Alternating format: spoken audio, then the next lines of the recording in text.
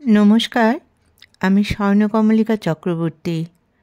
আমার লেখা যে গল্পটা এখন পড়ব সেটার নাম হচ্ছে সমান্তরাল। আকাশে ঘুড়ি নয়, কিন্তু লাল সবুজের প্রায় সমারোহ দেখতে পাচ্ছে ঐকান্তিক। রোজই দেখে, তবে এত নয়। ওর মনে হচ্ছে কালচে রঙের আকাশ যেন রঙিন হয়ে উঠছে, আবার সেই রং সুদূরে মিলিয়ে যাচ্ছে। এবার একদিকে তাকিয়ে ওর চোখ ছানাবড়া হয়ে উঠল, কারণ ওর চোখে এমন দৃশ্য আজ পর্যন্ত নজরে পড়েনি। দুটো আলো খুব কাছাকাছি দেখা যাচ্ছে। এমনিতে ওরা বেশ নিরাপদ দূরত্বেই রয়েছে, কিন্তু ওর মনে হচ্ছে যেন ওরা পরস্পরকে ছুঁয়েই ফেলবে। সে দাঁড়িয়ে রইল। দেখতে হবে তো শেষ পর্যন্ত কি হয়। আস্তে আস্তে দেখা গেল একটা আলো অনেক সামনে এগিয়ে এসেছে। এবার যেন সেও নিশ্চিন্ত হলো। সে জানে কিছু হবে না, এমন প্রায়শই হয়ে থাকে। ওর হয়তো নজরে পড়ে না, কিন্তু তবু এতক্ষণ ওর মন কেমন যেন করছিল। সে স্ট্যাচুর মতো দাঁড়িয়েছিল। অন্য লাল সবুজ রঙের দিকে তাকানোর ইচ্ছেই করেনি। এবার সে গোল আকাশটা দেখতে লাগলো। সত্যি রঙগুলো দেখতে খুব সুন্দর লাগছে। ঐকান্তিকের ফাইনাল ইয়ার। সে মেডিকেলের ছাত্র। পড়াশোনায় তুখোড় ছিল ছোটবেলা থেকেই, তাই শুধু পড়াকেই আঁকড়ে ধরে আছে। বাকি পারিপার্শ্বিক জগৎ যেন অধরা ওর কাছে। সেও ধরতে চায় না তাদের। কিছু লাভ তো হবেই না, উল্টে পড়ার আরও ক্ষতি হবে। ঐকান্তিক নিজের রুমে এসে দেখে মা 3বার ফোন করেছে। সে এতক্ষণ ইচ্ছে করেই নিজের মতো করে থাকতে চেয়েছিল। পড়াগুলো মাথার মধ্যে যেন জমাট বাঁধা হয়েছিল, তাই একটু রিল্যাক্স মুডে নিজেকে রাখবে ঠিক করেছিল। আজ তাই সঙ্গে করে ফোনটা নেয়নি। কিন্তু মা তো আর অতশত বুঝবেও না আর জানেও না। ভাববে ছেলের কি হলো, হয়তো বাবার সঙ্গে ঝগড়াই শুরু করেছে। বলবে আমি বলেছিলাম ছেলেকে এত দূরে পাঠাতে হবে না, স্কুলের মতোই বাড়ির কাছাকাছি কোনো কলেজে ভর্তি করে দাও। কিন্তু ছেলে এমন ভালো রেজাল্ট করেছে, সেই সুযোগ তো হাতছাড়া করা যায় না। বাবাও হয়তো রেগে মাকে বলছে, তুমি এমন অশিক্ষিতের মতো কথা বলো যে শুনলেই হাসি পায়। সে হয়তো কোনো কাজে ব্যস্ত, তাই ফোন ধরতে পারেনি। যখন সুযোগ হবে তখন নিজে থেকেই ফোন করবে। এত অধৈর্য হলে আজকালকার যুগে চলে? ইত্যাদি ইত্যাদি কঠিন বাদানুবাদ দুজনের মধ্যে চলবে যতক্ষণ সে কল ব্যাক না করছে। এখনও হয়তো দুজনের মধ্যে কথা কাটাকাটি চলছে, কারণ আজ ওর ফোন এখনও যায়নি। তাড়াতাড়ি সে ফোনটা নিয়ে মাকে ফোন করলো। মায়ের কান্না ভরা আওয়াজ ভেসে এলো। খোকা, তুই কি পড়াশোনা করতে করতে আমাকে ভুলে যাচ্ছিস? তোর জন্য আমাকে তোর বাবার কাছে বকা খেতে হয়। আমি কি করব বল? তোর ফোন না পেলে যে মনটা আকুলি বিকুলি করতে থাকে, কিছুতেই সেটা সংবরণ করতে পারি না। মা হবার যে কত জ্বালা। ঐকান্তিকের দায়িত্ব এবার মায়ের অভিমান ভাঙানো, বাবাকে বোঝানো যে ছেলেকে ছেড়ে মা যে কত কষ্টে আছে সেটা যেন বাবা উপলব্ধি করতে পারে। কিন্তু বাবাকে এতটা কখনো বুঝবে? বোঝার কথাও নয়। আর তাই তো দুজনের মধ্যে ছেলের ফোন না পেলে ঝগড়া শুরু হয়। না হলে তো দুজনেই ফোনের দিকে তাকিয়ে চোখের জলে হয়তো ফোনই ভিজিয়ে ফেলতো, কিন্তু সেটা হয় না, কারণ চোখের জল যে মায়েদেরই আসে। পূর্ণতোয়া বেশ কয়েকদিন ধরে নিজেকে ইচ্ছে করে বিভিন্ন কাজে ব্যস্ত রাখছে। সময়টা তো কেটে যায়, মন অন্যদিকে থাকার চেষ্টা করলেও সময়ের অভাবে সেটা করতে পারছে না। সে তো সেটাই চাইছিল। শুধুমাত্র সারাদিনে একটা ফোন, সেটাও করার সময় নেই। পড়াশোনার চাপ যে ভীষণ, এটা সে জানে। আবেগ কেন আসবে বেগময় জীবনে? না, দরকার নেই আবেগের। কত দূরে প্রিয়তম থাকে, ইচ্ছে থাকলেও দেখা করার কোনো সুযোগ নেই। মাঝে মাঝে মনটা কেমন যেন হুহু করে, কিছু একটা পেতে ইচ্ছে করে। জীবনে না পাওয়া তালিকা এত বেশি যে মনে হচ্ছে আরও একটা যেন না পাওয়ার তালিকার যোগ হতে চাইছে। ঐকান্তিক ভাবছে সে কি রোবট হয়ে যাচ্ছে, না হলে যন্ত্রের মতো যান্ত্রিক জীবন কেন কাটাচ্ছে। একমাত্র মাকে ছাড়া সে আর কাউকেও ফোন করে না, ফোন করতে ইচ্ছেও করে না। অবশ্য এর কারণ যে খুব সাংঘাতিক তা নয়, কারণ হলো পড়াশুনো। এই বছরটা একটু নিজেকে সব কিছু থেকে বঞ্চিত করলে পুরো ভবিষ্যৎ সামনে উজ্জ্বল হয়ে দেখা দেবে। আর তাই তো শুধু মাকেই সে রোজ ফোন করে, অন্য কাউকে নয়। গৈরিক বেশ কিছুদিন হলো এই হোস্টেলে এসেছে, উদ্দেশ্য পড়াশুনো। ওর যে সিনিয়র দাদা ঐকান্তিক এত সিরিয়াস যে একমাত্র মায়ের সঙ্গে ফোনে কথা বলে, অন্য কোনো ফোন সে এখন করবে না। কিন্তু ওই দাদার বাড়িতে মা বাবা সন্ধ্যের পর ফোনের দিকে নাকি চেয়ে বসে থাকে, যদি শব্দটা কানে না শুনতে পায়। ছেলে অন্তঃপ্রাণ মায়ের, সারাক্ষণ শুধু ছেলেরই চিন্তা করে। গৈরিক কার সঙ্গে রোজ কথা বলে? ওর এবার একটু হাসি পেল, কারণ অন্য যে কেউ শুনলে বলবে এটা একটা প্রশ্ন হলো। 1 নম্বর থাকবে মায়ের, এটার চেয়ে আর কোনো উত্তর হয় না, হতে পারে না। কিন্তু এই উত্তর যে ওর জন্য প্রযোজ্য নয়। সে সপ্তাহে 1 দিন ওর বাবাকে ফোন করে, মা সময় পেলে একটু কথা বলে। অধিকাংশ সময়ে ওর ফোনের সময় মায়ের কাজে যে ব্যস্ততা থাকে যে ফোনে আর কথা বলা হয় না। বাবা তো আর বেশি কথা বলেন না, মামুলি কথা বলে ফোনটা ছেড়ে দেয়। মা হয়তো মনে মনে খুশি হয়, যাক কথা বলতে হলো না। তাই সে রোজ ওর যে প্রিয় এক পাড়াতো বন্ধু আছে, ওর সঙ্গে ওর সমস্ত সুখ দুঃখ শেয়ার করে আনন্দ পায়। পরীক্ষা শুরুর আগে যতটা পড়া মাথায় ঘুরতে থাকে, শুরু হয়ে যাবার পর মনটা মাঝে মাঝে পড়াশোনা ছাড়া একটু গল্প করে কাটাতে চায়। যেমন হয়েছে ঐকান্তিকের। 3টে পরীক্ষা শেষ, মনে হচ্ছে বেচারিকে এতদিন বেশ কষ্ট দিয়েছি, আজ একটু আনন্দ দেই। ব্রহ্মচর্য পালন আর ভালো লাগছে না। যা পরীক্ষা দিয়েছে আশানুরূপ রেজাল্ট হবে, বাকিগুলো ভালোই হবে। সে ওর প্রেমিকাকে একটা ফোন করলো। ফোন বেজে গেল, কিন্তু কোনো সাড়া নেই। সে আবার ফোন করলো। এইবার ফোনটা তুলে পূর্ণতোয়া বলল, তুমি বোধহয় ভুল করে আমাকে ফোন করেছ। প্রথমবার আমি তুলিনি, এবার ধরলাম তোমার ভুল শোধরানোর জন্য। যাকে করার তাকে ফোন করো, আমি রাখছি।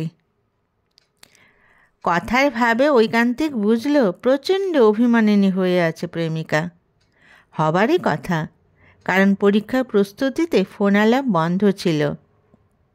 তাই সে একটু আবেগ মিশ্রিত কোনো কথা হলে হাসছে, গম্ভীর কথা হলে হু হা করছে।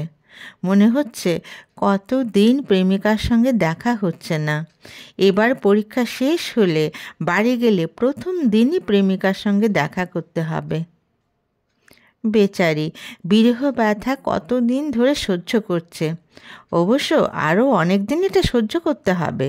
সে চাকরি পাবে, একটু নিজের মতো করে টাকা জমাবে, তারপর বিয়ে করবে। বাবার টাকায় বিয়ে করার খুব একটা ইচ্ছে নেই। দেখা যাক, পরের কথা এত চিন্তা করে লাভ নেই। প্রায় 1.5 ঘন্টা কথা বলার পর ফোন ছাড়ল তোয়া। তোয়া বকর বকর করেছে, জল তেষ্টা পেয়ে গেছে ওর। কানে শোনাও মাঝে মাঝে কথা বলা, সেটাও তো কম পরিশ্রমের ব্যাপার নয়। অতএব প্রেমিকার সঙ্গে নিরাপদ স্থানে নিশ্চিন্তে কথা বলার পর ঘরে এসে ঠক ঠক করে 2 গ্লাস জল একসঙ্গে খেয়ে নিল সে। জল খাওয়াটা বেশ অবাক হয়ে দেখল গৈরিক। কি হলো যে এমনভাবে জল খেলো দাদা? এ যেন তৃষিত মরুভূমির উপর বড় বড় বৃষ্টির ফোঁটা পড়ল। সে অবাক হয়ে না জিজ্ঞেস করে থাকতে পারল না, হঠাৎ করে কি হলো যে এমনভাবে জল খেতে হলো? সে তো ভর দুপুরে কোথাও থেকে হেঁটেও আসেনি। তবে ঐকান্তিকের প্রেমিকা আছে, এটা ওর হাবভাবে কোনোদিন বুঝতে পারেনি গৈরিক। অবশ্য বোঝার কথাও না। যে সারা দিন পড়ার মধ্যে নিজেকে ডুবিয়ে রাখে, সে আবার কি করে প্রেম করবে? প্রেম করলে তো মাঝে মাঝে হলেও দুজনের কথা হতো, যেটা সে আসার পর অন্তত দেখেনি। তাই যখন শুনল আজ বহুদিন পর সে প্রেমিকার সঙ্গে কথা বলেছে এবং বেশি কথা শুনে ওর জলতেষ্টা পেয়েছে, তখন গৈরিকেরও সত্যি জলতেষ্টা পেয়ে গেল। সে ওর জীবনে এমন থিওরি শোনেনি। সে 1 গ্লাস জল খেয়ে দাদার মুখের দিকে তাকিয়ে রইল। ঐকান্তিক একটু হেসে বলল, প্রথম বর্ষে এতটা বুঝতে পারবি না, আস্তে আস্তে বুঝতে পারবি পড়া কেমন পড়া। তখন মা ছাড়া আর কারোর সঙ্গে কথা বললে মনে হবে পড়ার ক্ষতি হচ্ছে। তাই এখন থেকেই মনকে সেইভাবে তৈরি করে রাখ, আমার মতো। গৈরিক একটু চুপ করে থেকে বলল, দাদা, আমি তো কখনো মায়ের সঙ্গে কথা বলি না, পরে আর কি বলবো? এবার ঐকান্তিক বলল, আমার ভুল হয়ে গেছে, আমি জানতাম না তোমার মা নেই। গৈরিক কিছুক্ষণ চুপ করে থেকে বলল, মা নামের একজন আমার ঘরে আছেন, তিনি আমার সঙ্গে কথা বলতে চান না, আমিও বলি না। কথা ওনার সঙ্গে কি হবে বলে মনের সুখ তো আর আসবে না।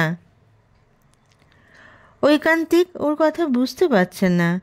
সে যে মা মানে ছেলে মেয়ে বাইরে গেলে ফোনের দিকে চেয়ে বসে কখন একটু কথা বলতে পারবে ও মনটা শান্ত হবে, এই রকম জানে। এর বাইরে তো সে কিছু জানে না। কিন্তু গৈরিক এসব কি কথা বলছে? তবে কি ওর আসল মা নয়? কি জানি, জিজ্ঞেস করলে আবার হয়তো কষ্ট পেতে পারে। তাই নিজে থেকে যদি কখনো বলে তবেই শুনবে, নইলে নয়। সে ওর পড়ার ব্যাপারে খোঁজ খবর করতে লাগলো।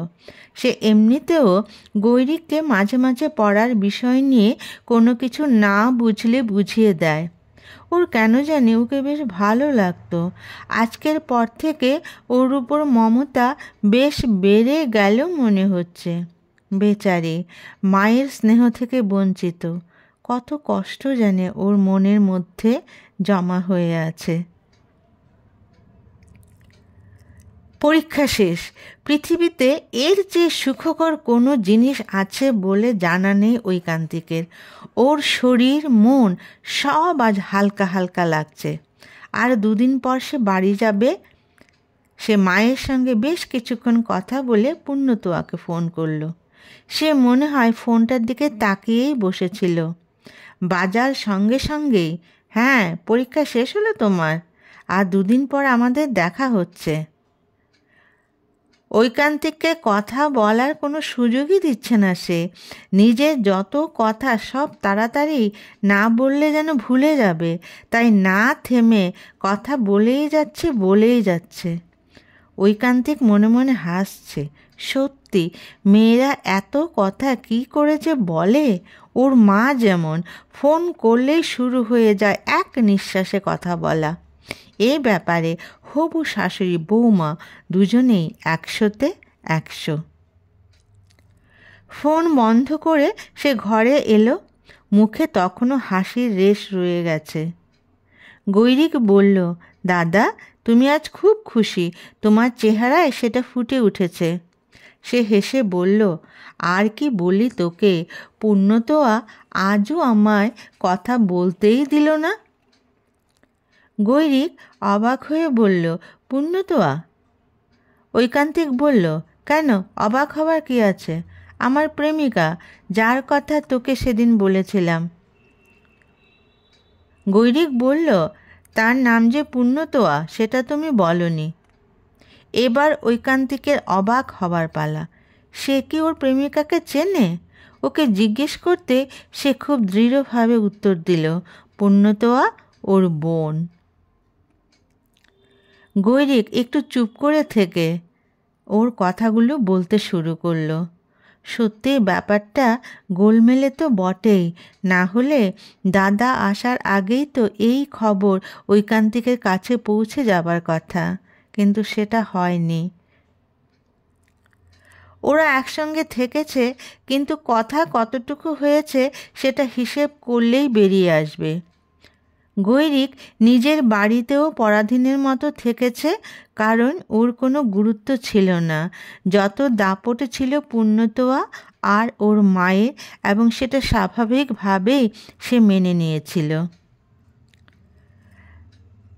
মায়ের বাবার সঙ্গে বনিবনা না হওয়াতে মা যখন বাড়ি ছেড়ে চলে যায় তখন ছেলেকে সঙ্গে করে নিতে চেয়েছিল, বাবা দেয়নি।